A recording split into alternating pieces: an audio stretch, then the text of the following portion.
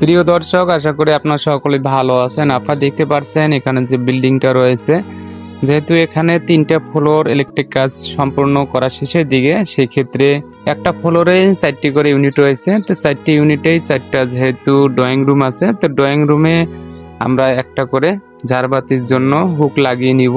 এখানে যে ঝাড়বাতিটা আমরা বসিয়ে নিব, সেক্ষেত্রে আমরা হুকটা বসিয়ে নিতেছি। তা আপনাদের বাসা বাড়িতে এইরকম যদি কোনো সমস্যা হয়ে থাকে, অবশ্যই আপনারা এই ভিডিও প্রথম থেকে শেষ পর্যন্ত দেখলেই আপনারা ঝাড়বাতির কিভাবে পয়েন্টটা করা হয়, সেক্ষেত্রে হুকটা কিভাবে লাগাবেন, অবশ্যই ভিডিওটা দেখলে আপনারা ইজিলি ভাবে এই কাজগুলো করতে পারবেন।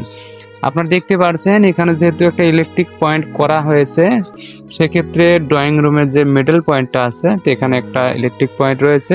তো এটাতে আমরা ঝাড়বাতি ফিটিং করে নিব। সেক্ষেত্রে আমরা ঝাড়বাতিটা যে এখানে বসাবো, তাই আমরা একটা হুক বসিয়ে নিচ্ছি। তো হুকটা যেহেতু আগে করা ছিল না, যেহেতু এটা মিস্টেক হয়ে গেছে, সেক্ষেত্রে আমরা একটা হুক বসিয়ে নিতেছি। আপনারা দেখতে পাচ্ছেন এখানে যে ফ্যানের হুকটা আছে, তো ফ্যানের হুকটা আমরা সুন্দরভাবে বসিয়ে নিব। সেই সাথে আমরা মেশিন দিয়ে হোল্ড করে নিচ্ছি। তো আপনারা এইভাবে মার্ক করে হোল্ড করে নেবেন। হোল্ড করে তারপরে আপনারা হুকটা বসাবেন, এতে করে কোনো প্রকার সমস্যা নেই। আপনারা দেখতে পাচ্ছেন যেহেতু এখানে 2টা রয়্যাল বোল্ট বসানো হবে, তাই আমরা 2টা ছিদ্র করে নিচ্ছি। তো আপনাদের বাসা বাড়িতে আপনারা যখন এইরকম ঝাড়বাতির জন্য পয়েন্ট করে নেবেন, যদি কোনো হুক না থাকে, সেক্ষেত্রে আপনারা হুকটা বসাতে পারবেন ফিটিং করার জন্য। আপনারা দেখতে পাচ্ছেন অলরেডি যেহেতু এখানে ইলেকট্রিক পয়েন্ট করা আছে, সেক্ষেত্রে আমরা 2টা হোল্ড করে নিয়েছি। তো আমার হাতের যে হুকটা আপনারা দেখতে পাচ্ছেন, 2টা রয়্যাল বোল্ট আছে, সেক্ষেত্রে একটা হুক আছে, তাই আমি প্যাচটা করে নিলাম। এখন 2 ছিদ্রের ভিতরে 2টা রয়্যাল বোল্ট আমি সুন্দরভাবে প্রবেশ করব। আপনারা দেখতে পাচ্ছেন অলরেডি আমি প্রবেশ করতেছি। সেই সাথে আমি বোল্টটা লাগিয়ে নিতেছি আর হ্যামার দিয়ে সুন্দর করে বাড়ি দিব। বেশি জোরেও বাড়ি দেওয়া যাবে না, স্বাভাবিকভাবে বাড়ি দিবেন, দিয়ে সুন্দর করে ছিদ্রের ভিতরে আপনারা প্রবেশ করবেন।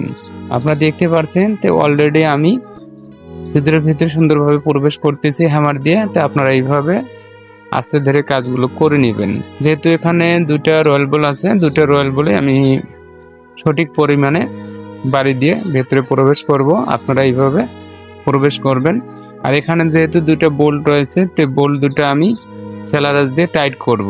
আপনারা দেখতে পাচ্ছেন অলরেডি আমি হুকটা বসিয়ে ফেলছি।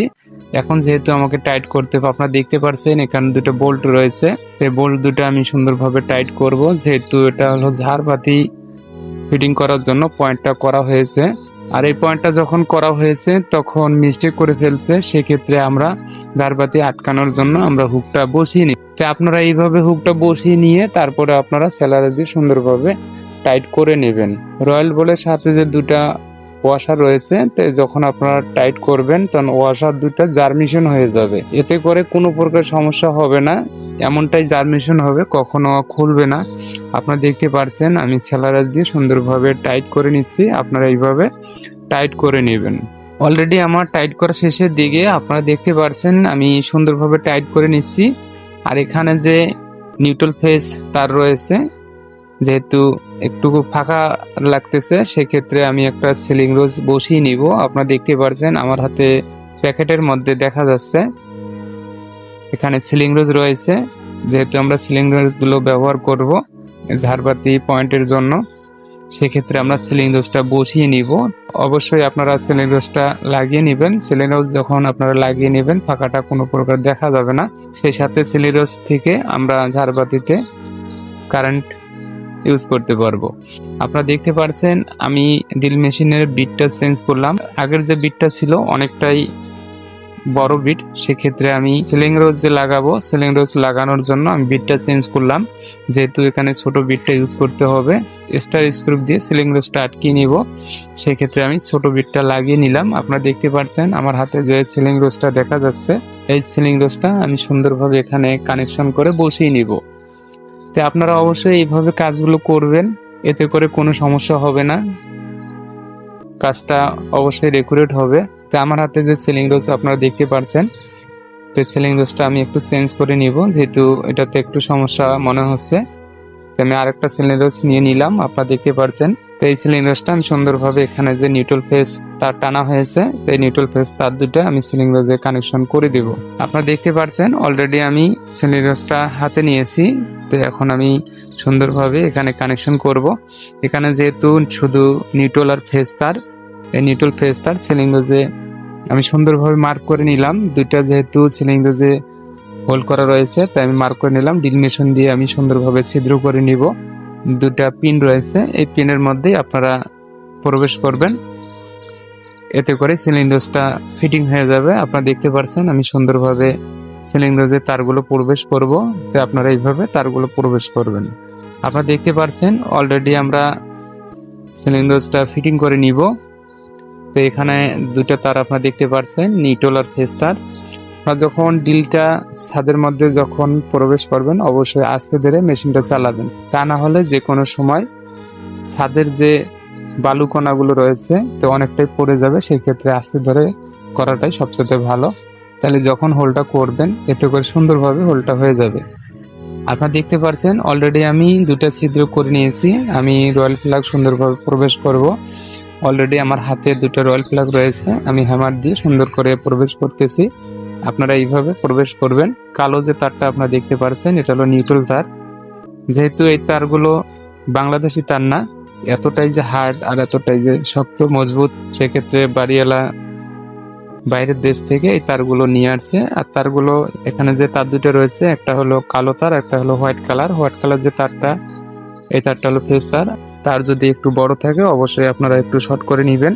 আপনারা দেখতে পাচ্ছেন তার দুটো আমি শর্ট করে নিয়ে আমি একটু চেক করে দেখবো এখানে কারেন্ট আছে কিনা বা তার কোনো সমস্যা আছে কিনা। তো আমি যতটুকু দেখতে পারলাম এখানে কারেন্ট শো করলো, আমি সুন্দরভাবে কানেকশন করে দিব। এরপরে আমি সিলিং রোজের যে দুটো পিন রয়েছে দুইটা তার আমি সুন্দরভাবে কানেকশন করব। সেই সাথে স্টার স্ক্রু দিয়ে আমি সিলিং রোজটা আটকিয়ে দিব।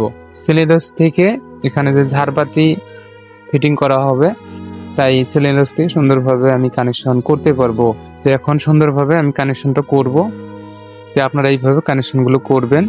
সিলিং রোজের দুইটি পিন থাকে, একটা হলো নিউট্রাল আর একটা হলো ফেজের জন্য। তো এখানে যে কোনো পিনের মধ্যেই আপনারা কানেকশন করতে পারবেন।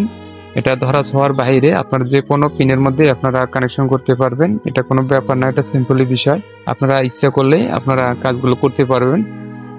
আপনারা দেখতে পারছেন তো অলরেডি আমি সুন্দরভাবে এখানে যে দুটো নাট রয়েছে তো নাটের মধ্যে আমি প্রবেশ করে টাইট করে নিচ্ছি। তো আপনারা এইভাবে টাইট করবেন। আর যখন টাইটটা দিবেন অবশ্যই একটু শক্ত মজবুতভাবে টাইটটা করে নেবেন, কোনো প্রকারের লুজ ফিটিং করা যাবে না।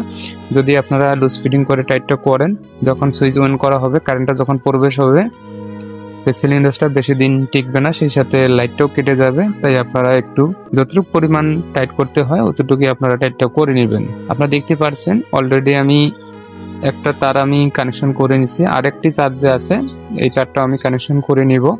আপনারা দেখতে পাচ্ছেন অলরেডি ফেস তারটা আমি কানেকশন করে নিয়েছি, সেই সাথে যে নিউট্রাল তারটা রয়েছে এটাও আমি কানেকশন করে নেব। তো আপনারা এইভাবে কাজগুলো করবেন। আমরা লাইটগুলো বসিয়ে নিয়েছি, সেই সাথে স্পটলাইট রয়েছে আপনারা দেখতে পাচ্ছেন। আর এটা একটা হল রুমের মতোই আর কি, তো ড্রয়িং রুম বলাই চলে না যেহেতু রুমটা অনেকটাই বড়। আর এখানে 4টা বেডরুম রয়েছে আর একটা ড্রয়িং রুম রয়েছে। তো ড্রয়িং রুমের আমরা চারিদিকেই লাইটগুলো ফিটিং করছি, মাঝখানে যেহেতু একটা ফাঁকা ফাঁকা লাগে তাই একটা ঝাড়বাতির জন্য আমরা এই পয়েন্টটা করে রাখছি। যেহেতু এখানে আগে কাজগুলো করা ছিল, এখানে কোনো হুক বসানো হয়নি। আর এখানে আগেই যে হুকটা বসালেই অনেকটাই ভালো হতো, সেক্ষেত্রে হুকটা বসানো হয়নি। এই কাজগুলো আগে এক ভাই করেছিল। তো আপনাদের আমি সাজেস্ট করব আপনারা যখন বাসা বাড়িতে আপনারা যখন লাইটিংগুলো করবেন বা ঝাড়বাতি যখন ইউজ করবেন অবশ্যই ইলেকট্রিক পয়েন্টগুলো সঠিকভাবে করে নেবেন।